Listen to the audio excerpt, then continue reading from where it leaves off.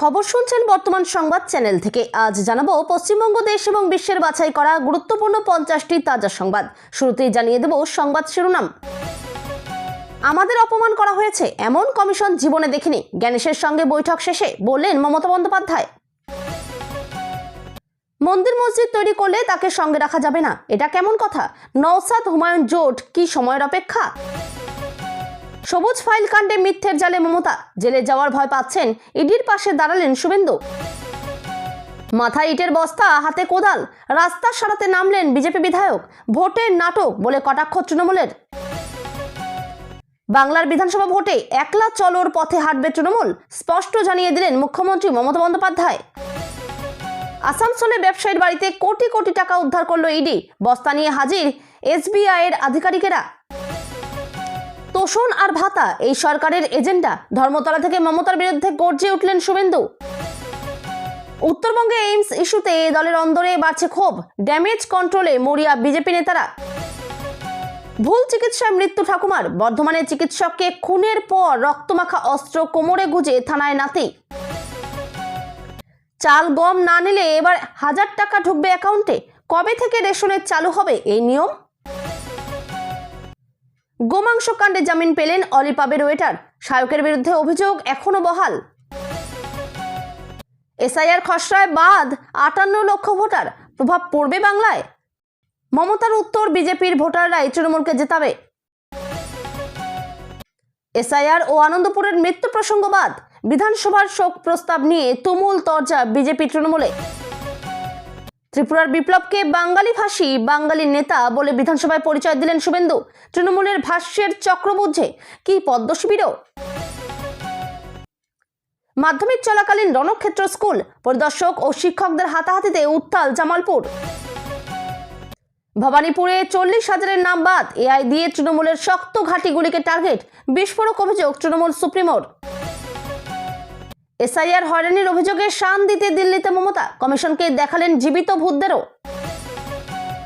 জ্ঞানেশ কুমার আমাকে থ্রেট করছিলেন, টেবিল চাপড়ে বলেছি এভাবে চিৎকার করবেন না, মুখ্যমন্ত্রী।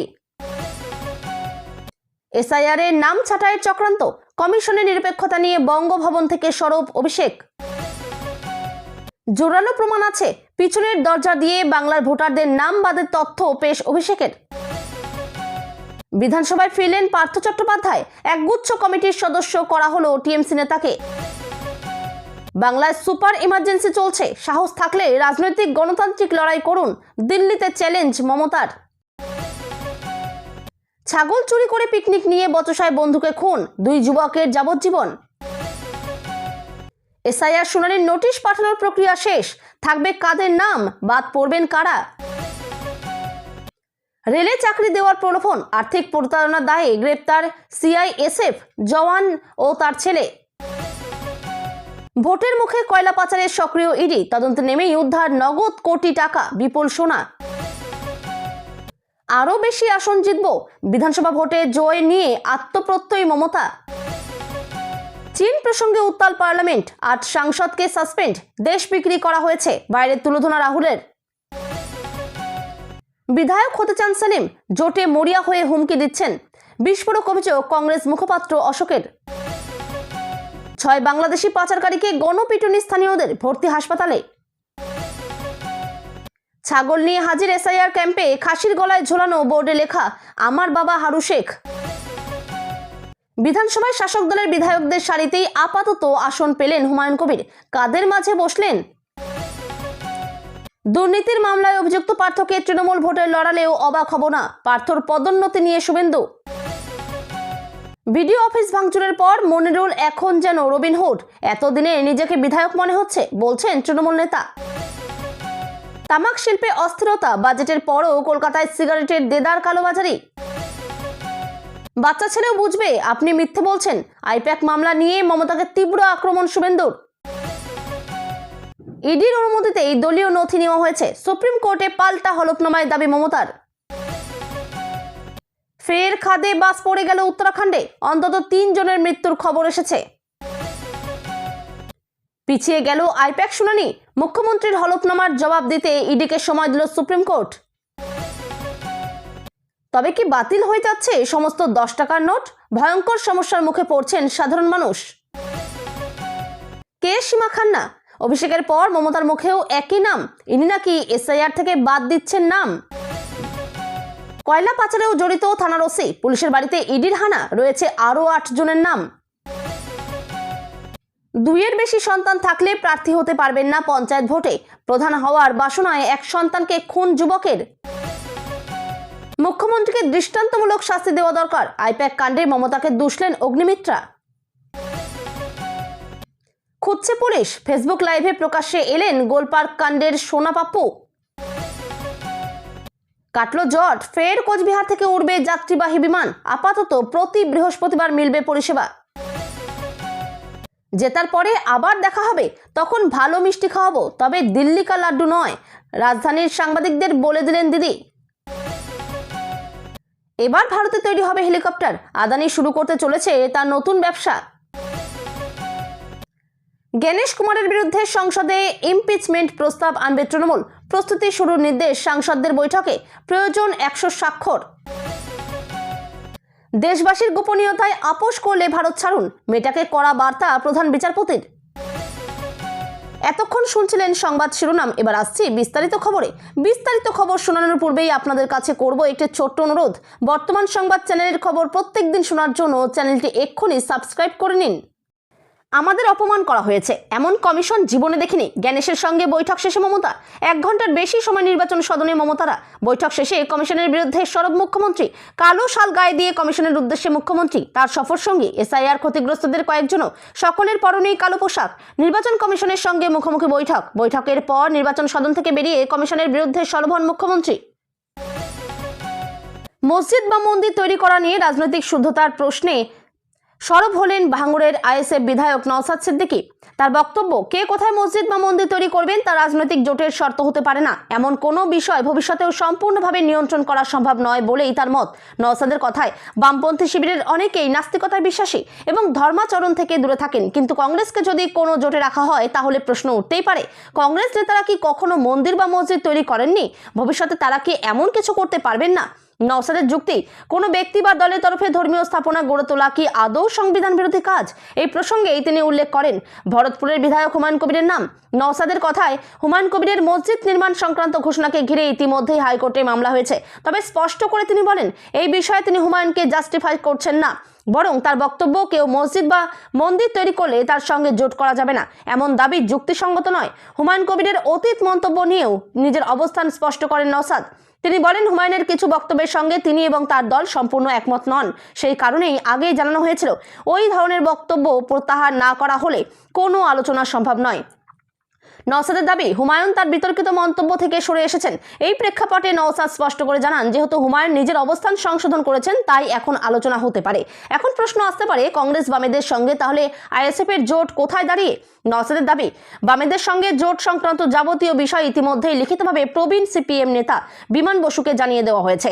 চিন্তাভাবনা করে যদি বাম শিবির জোটের সিদ্ধান্ত নেয়, আইএসএফও সঙ্গে থাকবে। আইপ্যাকের সবুজ ফাইল কাণ্ডে রাজ্যের জমা দেওয়া হলফনামা খতিয়ে দেখার জন্য দেশের সর্বোচ্চ আদালতের সময় চেয়েছেন ইডির আইনজীবী। সেই আবেদনের প্রেক্ষিতেই রাজনৈতিক তরজা নতুন করে তীব্র হলো।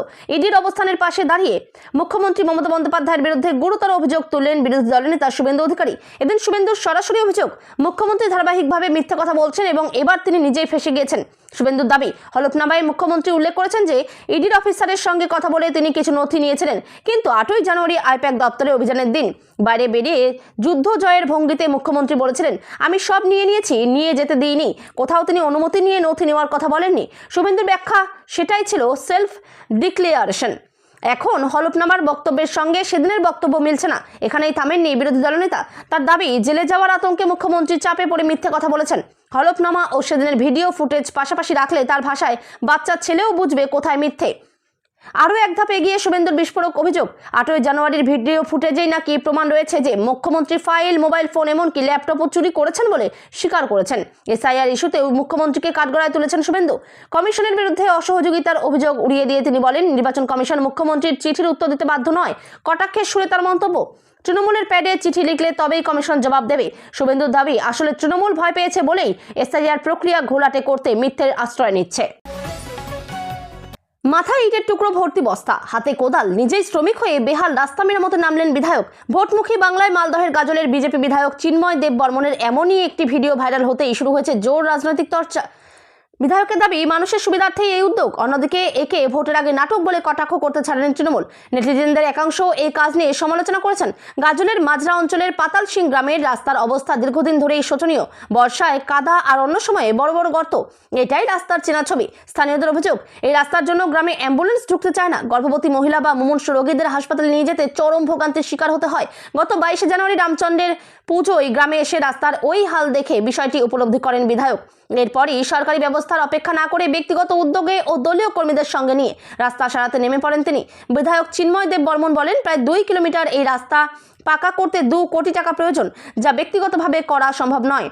তাই আপাতত এলাকাবাসীর চলাচলের সুবিধার্থে ভাঙা ইট দিয়ে গর্ত ভরাট করছি। যদিও বিধায়কের এই কাজকে সম্পূর্ণ গিমিক বলে দাবি তৃণমূল কংগ্রেসের। পরিসংখ্যান বলছে, মাজরা গ্রাম পঞ্চায়েতটি বিজেপির দখলে। 2019, 2021 এবং 2024 সালের নির্বাচনে এই অঞ্চল থেকে বিজেপি যথাক্রমে 5000 ও 8000 ভোটের লিড পেয়েছিল। তৃণমূলের প্রশ্ন, টানা এত বছর ক্ষমতায় থেকেও কেন মাত্র 2 কিলোমিটার রাস্তা তৈরি হলো না? 5 বছরে কাজ না করে এখন ভোটের মুখে ইটের বস্তা মাথায় নেওয়া আসলে সহানুভূতি আদায়ের কৌশল মাত্র। সব মিলিয়ে ভাঙা রাস্তা জুড়বে কিনা জানা নেই, তবে এই ঘটনাকে কেন্দ্র করে গাজলের রাজনীতি এখন সরগরম। পশ্চিমবঙ্গে আগামী বিধানসভা ভোটে সমমনোভাবাপন্ন কংগ্রেসের সঙ্গে জোট গড়ে লড়ার জল্পনায় জল ঢাললেন তৃণমূল সুপ্রিমো মমতা বন্দ্যোপাধ্যায়। আজ মঙ্গলবার দিল্লির বঙ্গভবনে সাংবাদিক সম্মেলনে তিনি স্পষ্ট জানিয়ে দিয়েছেন, বাংলায় একলা লড়বে তৃণমূল। অর্থাৎ গত 2টি বিধানসভার ভোটের মতো আসন্ন নির্বাচনেও কারো হাত ধরার পথে যাচ্ছে না বাংলার শাসক দল। ভোর 6:30 নাগাদ কলকাতা থেকে ইডি 3টি গাড়ি করে জামুরিয়ায় পৌঁছয়। তল্লাশি শুরু হয় পশ্চিম বর্ধমানের জামুরিয়া বাজার সংলগ্ন পাঞ্জাবি মোড় এলাকায় ব্যবসায়ী রমেশের বাড়িতে। সকাল থেকে কলকাতা, দুর্গাপুর, আসানসোলের মতো জায়গায় সকাল থেকেই ইডি হানা চলছে। মঙ্গলবার বালি এবং কয়লা পাচার মামলার তদন্তে নেমে ব্যবসায়ী রাজেশ বনসালের বাড়িতে বস্তা নিয়ে পৌঁছলেন স্টেট ব্যাংক অফ ইন্ডিয়ার আধিকারিকরা। ইডি সূত্রে খবর, কয়েক লক্ষ টাকা উদ্ধার হয়েছে ওই ব্যবসায়ীর বাড়িতে। ওই টাকার উৎস সম্পর্কে সঠিক কোনো তথ্য দিতে পারেননি ব্যবসায়ী। দুপুরে দেখা যায় বস্তা হাতে গাড়ি থেকে নামছেন SBI এর কর্তারা। ভোর 6:30 নাগাদ কলকাতা থেকে ইডি 3টি গাড়ি করে জামুরিয়ায় পৌঁছয়। তল্লাশি শুরু হয় পশ্চিম বর্ধমানের জামুরিয়া বাজার সংলগ্ন পাঞ্জাবি মোড় এলাকায় ব্যবসায়ী রমেশের বাড়িতে। ব্যবসায়ীর 2 পুত্র সুমিত বনসাল ও অমিত বনসালের বাড়িতেও তল্লাশি চলে। সেখানে কি কি নথি বা তথ্য পাওয়া গিয়েছে তা এখনো পরিষ্কার নয়। অন্যদিকে জামুরিয়ার পাঞ্জাবি মোড়ে একটি হার্ডওয়্যারের দোকান এবং একটি গুদামেও হানা দিয়েছেন ইডি আধিকারিকরা। জামুরিয়া হাটতলা এলাকার বনসাল হার্ডওয়্যার নামের দোকানেও তল্লাশি চলছে। বুদবুদ থানার ওসি মনোরঞ্জন মণ্ডলের দুর্গাপুর সিটি সেন্টারের বাড়িতেও হানা দিয়েছেন তদন্তকারীরা। তাকে জিজ্ঞাসাবাদ করা হচ্ছে। পাণ্ডবেশ্বরের নবগ্রাম এবং দুর্গাপুরের একটি ঠিকানাতেও তল্লাশি চলছে। ধর্মতলায় শুভেন্দু অধিকারীর চাকরি চায় বাংলা কর্মসূচি। বাংলার বেকারত্ব নিয়ে তৃণমূলকে আক্রমণ শুভেন্দুর। এই সরকারের 2টো এজেন্ডা, সীমাহীন তোষণ আর ভাতা বিতরণ। এই জায়গা থেকে বাংলাকে বের করতে গেলে বিকল্প একটাই, সেটা পরিবর্তন। দেখুন আর কি বলছেন রাজ্যের বিরোধী দলনেতা। বাংলায় ভোট যতই এগিয়ে আসছে ততই বাড়ছে বিজেপি নেতাদের আনাগোনা। বাজেটের আগেই বঙ্গ সফরে এসেছিলেন কেন্দ্রীয় স্বরাষ্ট্রমন্ত্রী অমিত শাহ। শিলিগুড়ির জনসভা থেকে এইমস নিয়ে উত্তরবঙ্গের বাসিন্দাদের মনে জাগিয়েছিলেন আশা। বাজেটের দিন উত্তরের বাসিন্দারা বড় আশা করে টিভির সামনে চোখ রেখে বসেছিলেন, এটা ভেবে যে উত্তরবঙ্গের স্বাস্থ্যক্ষেত্রে বিরাট পরিবর্তন আসবে, বাজেটে বিরাট কিছু ঘোষণা করা হবে। কিন্তু কোথায় কি? অমিত শাহ আশা জাগানোর পরেও বাজেটে উত্তরবঙ্গের জন্য কিছুই ঘোষণা করেনি কেন্দ্র। কেন এমন আচরণ করা হলো উত্তরের মানুষের সঙ্গে? এই প্রশ্ন তুলেই ক্ষোভ উগরে দিয়েছেন উত্তরবঙ্গের আমজনতা। কেন্দ্রের বাজেটে উত্তরবঙ্গের জন্য কিছুই বরাদ্দ না থাকায় চাপে পড়ে গিয়েছেন বঙ্গ বিজেপির নেতারা। ঠিক কি বলে প্রচার শুরু করবেন, তারা সাধারণ মানুষের কাছে কি করে মুখ দেখাবেন সেটাই বুঝে উঠতে পারছেন না। তাই ভোটের আগে অশান্ত জনতাকে শান্ত করতে ড্যামেজ কন্ট্রোলে ময়দানে নেমেছে বিজেপি নেতারা। শাহের ঘোষণার পরেই উত্তরবঙ্গে এইমসকে নির্মাণকে হাতিয়ার করে প্রচারে নেমেছিলেন বঙ্গ বিজেপির নেতারা। মানুষের দুয়ারে দুয়ারে স্বাস্থ্য ব্যবস্থার উন্নতির কথা বলে চালাচ্ছিলেন প্রচার। কিন্তু কেন্দ্র কিছুই বাজেটে না বরাদ্দ করায় উল্টে চাপে পড়ে গিয়েছে পদ্ম শিবিরের নেতারা। ক্ষুব্ধ মানুষদের কি বলে সান্ত্বনা দেবেন তা নিজেরাই বুঝে উঠতে পারছেন না। তবে বিজেপি সূত্রে জানা গিয়েছে, ড্যামেজ কন্ট্রোলে বিজেপি নেতারা উত্তরের মানুষকে বোঝাচ্ছেন বাজেটে ঘোষণা করা না হলেও উত্তরবঙ্গে এইমস হবেই। তবে শুধু সাধারণ মানুষ নয়, বাজেট নিয়ে প্রশ্ন তুলছেন খোদ বিজেপির নিচু তলার কর্মীদের একাংশ। বলছেন, কেন্দ্রীয় বাজেটে উত্তরবঙ্গের জন্য কি আছে? কোন উত্তর নিয়ে তারা মানুষের দরবারে যাবেন? বিজেপির অন্দরেই বাজেট নিয়ে তৈরি হয়েছে জটিলতা। এহেন পরিস্থিতিতে এইমস নিয়ে দলের নিচু তলার কর্মীদের ও সাধারণ মানুষের ক্ষোভ কিভাবে প্রমোশন করা এহেন পরিস্থিতিতে এইমস নিয়ে দলের নিচু তলার কর্মীদের ও সাধারণ মানুষের ক্ষোভ কিভাবে প্রশমন করা যাবে সেই উত্তর খুঁজতে মরিয়া উত্তরের বঙ্গ বিজেপির শীর্ষ নেতৃত্বরা। বর্ধমান শহরে নিজের চেম্বারে খুন চিকিৎসক, কুপিয়ে খুনের অভিযোগ এক রোগীর নাতির বিরুদ্ধে। খুনের পর কোমরে রক্তমাখা ধারালো অস্ত্র ঝুলিয়ে থানায় হাজির অভিযুক্ত পুলিশকে জানান তিনি বাদামতলা এলাকায় এক চিকিৎসককে খুন করেছেন। রক্তমাখা অস্ত্র তুলে দেয় পুলিশের হাতে। ঘটনায় ব্যাপক চাঞ্চল্য এলাকায়। মৃত চিকিৎসকের নাম রাজা ভৌমিক, বয়স 55 বছর। তার বাড়ি বর্ধমান শহরে। তিনি কোয়াক চিকিৎসক বলে পরিচিত। বর্ধমান গ্রামীণ ব্যাংকের নিচে অন্যান্য চিকিৎসকদের সঙ্গে চেম্বার করতেন তিনি। তার সঙ্গে শক্তিগড়ের আমরা এলাকার বাসিন্দা জীবন রুই দাস নামে এক যুবক তার ঠাকুমার চিকিৎসা করাতেন। কিছুদিন আগে বৃদ্ধা মারা যান, তা নিয়ে ক্ষোভ ছিল জীবনের। এদিকে প্রতিদিনের মতো মঙ্গলবার সময় মতো চেম্বার খোলে আসেন কোয়াক চিকিৎসক। স্থানীয়দের দাবি, চেম্বার খোলার পর জীবন চেম্বারে ঢোকে। তারপর চেম্বার থেকে বচসার শব্দ শোনেন স্থানীয় ব্যবসায়ীরা। অভিযোগ, ধারালো অস্ত্র দিয়ে চিকিৎসককে কুপিয়ে খুন করেন জীবন। তারপর চেম্বার থেকে বেরিয়ে যায় অভিযুক্ত। পরে চিকিৎসকের রক্তাক্ত দেহ দেখতে পারেন স্থানীয়রা। খুনের পর কোমরে ধারালো অস্ত্র ঝুলিয়ে থানায় যান অভিযুক্ত। ডিউটিতে থাকা অফিসারদের জানান চিকিৎসককে খুন করেছেন তিনি। কারণ জীবনের অভিযোগ, রাজার ভুল চিকিৎসার কারণে মৃত্যু হয়েছে তার ঠাকুমার। সবকিছু জানার পর বাদামতলার ঘটনাস্থলে আসেন পুলিশ কর্মীরা। চেম্বার থেকে চিকিৎসকের রক্তাক্ত দেহ উদ্ধার করে তদন্তকারীরা। মৃতদেহের মাথার পেছনে গুরুতর আঘাত রয়েছে। দেহ ময়নাতদন্তে পাঠানো হয়েছে। অভিযুক্তকে গ্রেপ্তার করে তদন্ত শুরু করেছে পুলিশ। মোদী সরকারের নতুন পরিকল্পনা, রেশন বন্টন ব্যবস্থায় এক বৈপ্লবিক পরিবর্তন আনতে চলেছে কেন্দ্রীয় সরকার। চাল বা গম দেওয়ার বদলে এবার মোদী সরকার সরাসরি উপভোক্তাদের ব্যাংক অ্যাকাউন্টে ভর্তুকির টাকা পাঠানোর পরিকল্পনা করছে। কবে থেকে মিলবে এই সুবিধা? বিরাট খবর রেশন গ্রাহকদের জন্য। চাল বা গম দেওয়ার বদলে এবার মোদী সরকার সরাসরি উপভোক্তাদের ব্যাংক অ্যাকাউন্টে ভর্তুকির টাকা পাঠানোর পরিকল্পনা করছে। এই নতুন পদ্ধতিতে রেশন কার্ড গ্রাহকদের হাতেই থাকবে চাবিকাঠি। তারা খাদ্যশস্য নেবেন নাকি সেই সমপরিমাণ টাকা নিজেদের ব্যাংক অ্যাকাউন্টে জমা করবেন। ই-রুপি ডিজিটাল ভাউচারের মাধ্যমে রেশন বন্টন। এই নতুন ব্যবস্থার মূল ভিত্তি হলো প্রযুক্তি। স্টেট ব্যাংক অফ ইন্ডিয়ার সহযোগিতায় সরকার ই-রুপি নামে একটি বিশেষ ডিজিটাল ভাউচার বা কারেন্সি তৈরি করেছে। পুরো প্রক্রিয়াটি কিভাবে কাজ করবে তার নিচে সহজভাবে বোঝানো হলো।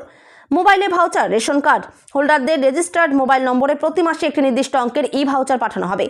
পরিবার পিছু টাকা পরিবারের সদস্য সংখ্যা অনুযায়ী টাকার অঙ্ক কম বেশি হবে। উদাহরণস্বরূপ 500 বা 1000 টাকা। গ্রাহকের স্বাধীনতা। এই ভাউচার নিয়ে রেশন দোকানে গেলে খাদ্যশস্য পাওয়া যাবে। কিন্তু সবচেয়ে আকর্ষণীয় সুবিধা হলো, যদি কোনো গ্রাহক মনে করেন তার রেশনের প্রয়োজন নেই, তবে তিনি ওই ভাউচারটি রিডিম করে সমপরিমাণ টাকা সরাসরি নিজের ব্যাংক অ্যাকাউন্টে ট্রান্সফার করে নিতে পারবেন।